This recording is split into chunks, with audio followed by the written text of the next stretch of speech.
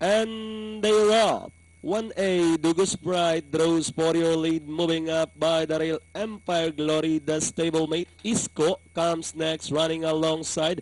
Westerly Wind replacement, then moving up on the outside is entry number 5, Walk the Talk by the rail. My Sweet Leonora and My Bukas Pa is in behind them as they round towards the 3-4 mile pole.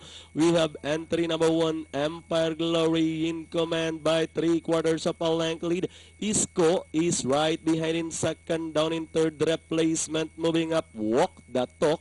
Then followed by Westerly Wind, running by the rail is My Sweet Leonora, and moving up now is My Bukas Pa, while Dugus Pride is in behind them, about to pass the last 800. It's still Empire Glory maintaining a 3/4 of a length lead.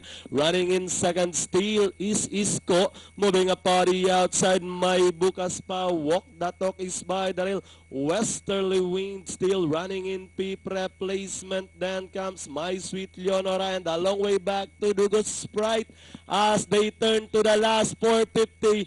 No change with the leader. It's still entry number 1, and this one is Empire Glory leading the field by about 2. Isco remains in second. Walk the Talk is by the rail, and Westerly Wind with the last 150 more to run. It's still Empire Glory. Isco running by the rail. Walk the Talk and Dory outside. Westerly Wind, and with the last 75 meters more to run, Empire Glory doing it from start to finish. Second Isco, third Westerly Wind, close with Walk the Talk. Then comes My Bukas Pa. Number 2 replacement, My Sweet Leonora, and Dugus Pride is the last runner to come home.